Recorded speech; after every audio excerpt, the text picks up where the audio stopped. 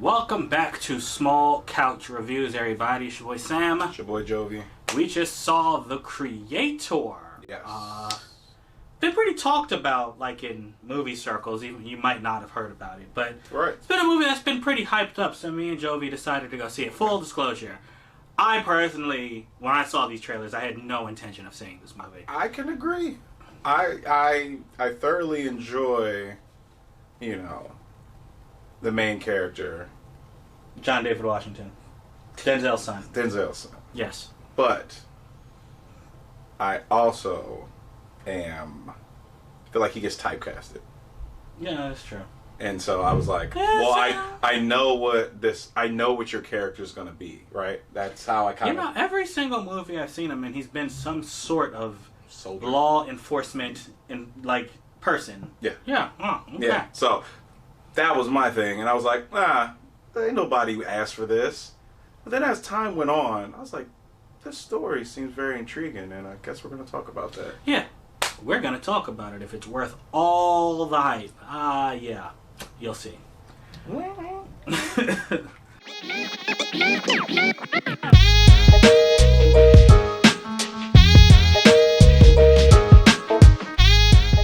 Alright, so The Creator is directed by Gareth Edwards. He's the man who brought us the first Godzilla movie, which you might not remember, in 2014. And he also brought us Rogue One, my least favorite Star Wars movie. At least until we get a couple more seasons of Andor, which then I'll probably go back and appreciate this movie. Really yeah. love it. Yeah, maybe we'll see. Rogue One, sorry. Yeah, because I don't like the movie, but I love the TV show. But anyway, so he's back this time, and he is created. And this is an original movie. Like, there's no basis, no book, no comic book, no. It's not a reboot, it's not a sequel, nothing. It's just straight out of his head. All right. And yeah, it's basic. Well, speaking on that, because it's straight out of his head, I think I was reading something about the Arthur Mark Twain. He said there are no new ideas. I mean, I was watching something, but he said there are no new ideas. Basically, everything's derivative of something else. You just put your own spin on it. I could say as watching it, there was many movies that popped in my head. That's probably, seeing that, that's probably why. That's probably how he had to sell it, even though it's an original idea, right? Yeah. It's what happens when Star Wars meets Terminator, meets Last of Us, meets Blade Runner. It's a lot of movies in here. But, Chappie. Yeah, Chappie. District 9. Yeah, there's a lot of movies in here. But hey, I think that's the main criticism this movie gets. It's that it's derivative, but everything's derivative. Yeah. What I do like about this movie is that it is uniquely derivative. Mm-hmm. And yeah, so I'm going to get that in a second. But, so what it's about, AI, artificial intelligence, it takes off in the future. Like, I think the first time we see it is 2065? Yeah, it's like... 2065, yeah. And at that point, we have these things called simulants, which are basically robots that are very human. Like, they have a consciousness, essentially. And they even put on human faces, so they walk around and look like us. And do all of our And tasks. do stuff. They're cops, they're doctors, teachers. They're basically just robots that are human, powered by AI. Then one day in Los Angeles, an AI sets off a nuke, and that makes them the enemy of America. But in a place called New Asia, which I'm assuming is just Asia, they still accept AI. So and we aren't really told what's going on with the rest of the world, but the Americans have decided to invade New Asia to destroy all AI because they're like, it has to go. And our movie is basically about that war and a soldier and a human soldier and a child AI that get caught up in the middle. All right. That's it. Yeah. That's the movie. Yeah, okay. So, first off, we always talk about what we don't and we dislike. There's a few narrative things here that just defy a little logic. Nothing that ruins the movie, but I mean, there are just certain scenes where someone's running and there's not security like you'd expect there to be. Or people are just walking around. Like, people are walking around like... We caught the same... Okay, yeah. People are walking around like these bases, and it's just like, there's an entire war going on around you. You seem very casual here. Right. Some characters that, are shown to just be very deliberate and exacting and concise and just get to the point. When the climax of the movie comes, for whatever reason, they're just hesitating and talking, so they're not consistent. But I mean, those are problems we see in a lot of movies, so I'm not gonna really hammer on these. Right. Yeah. So that aside, we already talked about the narrative issue, where, especially in the first 2 acts, this movie does feel like a lot of movies you have seen, like a lot of movies you have seen. No, it's very reminiscent. It feels like this is an extension of a story that we have already seen, or we've been here. Yeah. We've been in this world where AI is amongst us. Yeah, exactly. And my third criticism is not even really a criticism. I kind of want to see where you're going to go with this. Okay. So, the big thing, if you have heard about this movie, is it only cost $80 million. And this movie looks fantastic. I got to say, this movie, I mean, obviously, everything is... There's technology in this movie that just doesn't exist. Yeah. Everything from the simplest, from the gun, to the way the AI looks, to the vehicles that are flying around and on the ground. And I'm just literally just watching it I'm like, okay, yeah, that's real. I know it's not real. Yeah. And I don't know how they did this. And everything is wide angle, so you see everything. There is no hiding anything. No quick dust or anything. Yeah, they must have found some designer's book, his portfolio, and literally made all of his drawings or their drawings, because it legit looks like straight technology that we eventually will see. Yeah, it looks so real that this is the best type of CGI you don't notice. Yeah. But even when it's in your face like this, that's even more impressive, because I know what I'm watching isn't real, and I still forget about it. That was insane. And we saw it in Dolby, so we didn't see it on a little screen. Right. It was a huge screen. Exactly.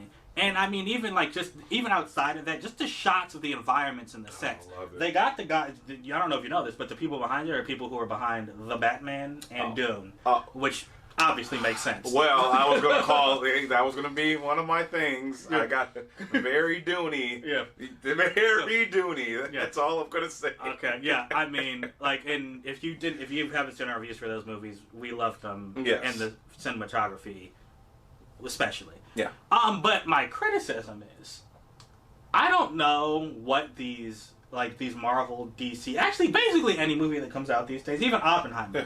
What do you need $200 million for to make these movies? Are you 300? Unless you're lying, or you're baking your marketing budget in there, or you're overpaying for your actors, or you're paying your VFX people, or you're paying them too much, which I don't believe. They don't. Yeah. But I don't understand it. $80 million is a lot of money. It's a lot. 1% of $80 million. They made a lot of money. Could literally change my life forever. Oh. I mean, 1% of that. Yeah. So all I'm saying is, I'm hearing a lot of people say this movie looks spectacular for $80 million. Yeah. My criticism is, I feel like a lot of movies need to start looking like this for $80 million. Oh, after this writer's strike, I feel like these production companies are going to have to. There's no reason this movie, compared to any of the Marvel movies after phase. Which phase did I hate? I hated Phase 4, right? They haven't looked good since Endgame. Any movie after No Way Home. No Way. Yeah, okay. Compared to any of those movies. And you will see the stark contrast. Yeah. But yeah, so I guess that was kind of a compliment and a criticism. More criticism of the industry than the movie itself. Right. But yeah, so let me just talk about what I like about this movie real quick. Like I said, the narrative is unique. John David Washington's character is, he's a soldier who has to protect this little girl and get her to where she needs to go. Yeah. But he's not your typical soldier. At the beginning of the movie, he's not Captain America. You don't immediately fall in love with him. No. He's really just out to do one thing. He wants to find his wife. That's it. There are several moments where, there's some messed up things happening around him, and he's just watching. And he doesn't care, because it doesn't have anything to do with him. That gives the movie a very weird feeling. Yeah. Because there is chaos, destruction, death all around him the entire time. And like you said, he is he's blinders. He's blinders. He's focused on this one thing. But, eventually he grows. So he has a bit of an arc, because you actually see him go. You understand why he's this way, and then you see him change. And I really, really appreciate that, because, again, it's not normally what you see in these types of movies. Yeah. The little girl. Now, I heard so many people complimenting her performance. Yeah. And on the way home, I was like, well, she didn't really have like an intense monologue or riveting speech or anything. But what I noticed is, for not ever being in a movie, and we have to put her name up. Oh wow! I didn't know this was her first. Yeah, she's never been on screen before. She fits in just perfectly. Maybe she fits in so well that you don't even notice. Those crying scenes. Yes. Those were, I was like, oh, you're. What is it? I was gonna say like you're seasoned. Yeah, seasoned you're actor. You're a seasoned actor. And yeah, no, I had no idea. Like, I mean, seriously, she is phenomenal. Yeah. I mean, give Gareth Edwards like his due, because this is what directors are for. Yeah. Even the way she acts, her little gestures with her hands, and the way she like looks at people, like she acts robotic when she needs to. But then she's very human at the same time, and it's just that's the whole point of her. Which like she invoked the whole plot. I think that she did a great job, just basically being on par with everybody else, despite never having acted. Yeah, I did not know that. Yeah, man, I do still think our girl Haley Steinfeld, our Gwen Stacy. Okay, yeah. And main character from Arcane, whose name I forget. Kate Bishop. Yes. Also in that movie Begin Again. Underrated. Anyway, the first time I saw her was in that movie True Grit. She's still... That's the best child performance I've ever seen. Okay. This is probably a close second. This right here. It might be a 1A, 1B type situation. I'll have to rewatch this movie. But anyway, so, long story short, she was great. I guess it was long. Yeah. And then the main bad guy, and here's what I want to say, and I'm going to end it. Allison Janney is the main bad guy. Yeah. She is the colonel who's basically leading this war against the AI. Mm-hmm. And been leading, like they make it very clear that she is a big part of this. She is the bad guy, right? But she is a good bad guy to me. You know why? Because she is not evil just to be evil. She actually, at the very beginning of the movie, she says something so profound. She's like, we Homo sapiens were once just like these AI, and we annihilated the Neanderthals. We killed them all, right? Mm-hmm. She acknowledged that, and she's like, what do you think they're going to do to us? Like, basically the same thing. Yes. Going to take out what's beneath you. You don't need us. Yeah, right. She, in not so many words, she basically says that they're eventually going to take us over. So she has this mission to, take out this AI. And in her mind, what's really interesting about her, she doesn't actually see it as doing anything bad. Mm-hmm. Like, even like, the great villains that we've had, like Thanos or Loki or anybody. It's like they're doing is like, what I'm doing is bad, but the end justifies the means. Mm-hmm. To her, this is akin to unplugging a PlayStation. Like, they're not real. Yeah. And it's like, even me while I'm watching, at the very beginning of this movie, I'm like, I don't know if I should feel for these things. Like, they're just robots. Yeah. But then, again, that's why the movie, if I appreciated it, through her eyes and then through John David Washington's eyes and the little girl's eyes, you start to question yourself. You're like, who's right here? Like, what is life? Like, I mean, they are sentient. Like, does she have a right to turn them off? Mm-hmm. So, and like the second to last act, you really start seeing their different personalities. Yeah. And I appreciate that also. Yeah. Like, they're not, all of the AI aren't just this one. It's programming. They say it a lot. Mm-hmm. It's just programming. Yeah, that's her thing. It's just programming. You're just unplugging it. We're not doing it. Even John David Washington, at the beginning, he's just like her. Yeah. It's like, it's not anything. But I really appreciate that the movie gives you that kind of, like, that dichotomy. Because it's like, even right now, I know technically she was wrong. But it's like, I don't know if she's evil, if that makes sense. So, I like that the movie did that. Like I said, I'll finish that statement, like that idea with all the destruction and everything that history has shown us. Mm-hmm. You could say, even thinking about like the visuals and where they were, immediately I thought about Vietnam. And everything that we did, and we actually lost that war. I know y'all don't like to hear that. Americans hate to hear that. Yeah. You were going somewhere and you're just destroying a place because you think you're right. Yeah. You think you're right. And military-wise, that's what they were trying to push. Because you saw U.S. Army on everything. Yeah.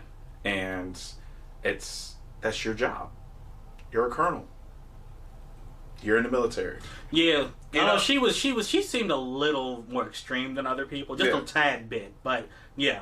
Yeah, so that's what I got from her. I was cool, military. I was like, I like it, and I like the stark difference. So I'll say, well, go to my dislikes first. Okay.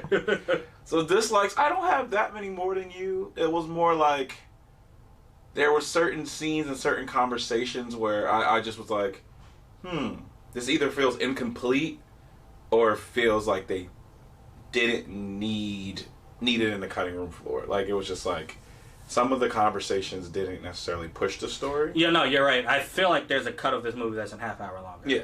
And by the way, this movie was very long. Yeah. I'm not gonna say it wasn't the worst dragged out movie we've seen, but it was very long. Yeah, and that was the thing. I was like, all right, like, I know we're getting there. I know, like, you find out the ultimate goal about 45 minutes in. Yeah, that's like, right. Yeah, like what they need to do. Yeah, what they need to do, like what the big thing is, and then like even when you look at the previews, you know that it's gonna go that direction. But then the little things that happen, and then like you said, the military security, even like the way that they got to walk around. If you're in a place that can scan every single being, they shouldn't have made it as far as they did. I know. Hey, that's what I'm saying. Yeah, it's like little jumps in logic. It's like, this doesn't make sense given what you've shown. Right. And then eventually, like, you learn more about her powers, and it's just like, y'all could have been using that. Yeah. In the beginning. Yeah. So, not to say anymore, because we've been doing good. This is a very good non-spoiler review. But that's it, really. And yeah, the performances were great. Cool. I enjoyed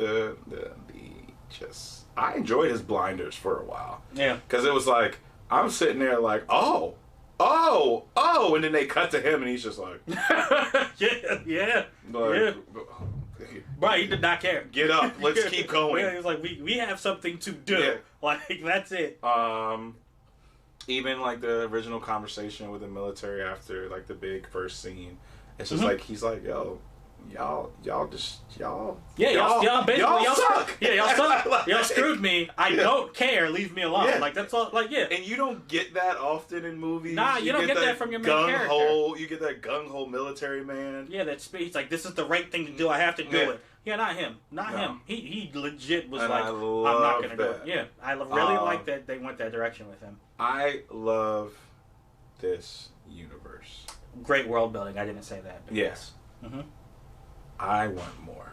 Yeah, I could definitely see this being, like franchise. Seeing what happens next. Yeah. Because the movie, it has a complete ending. Yes. But it does just abruptly stop. And it's like, oh, okay. I wonder what's going on after this. Just like with District 9, like, I want to see what's going on in different countries, like you were saying. Like, why is New Asia and America going against each other? Mm-hmm. Why is that the thing? Like, where are the other AI?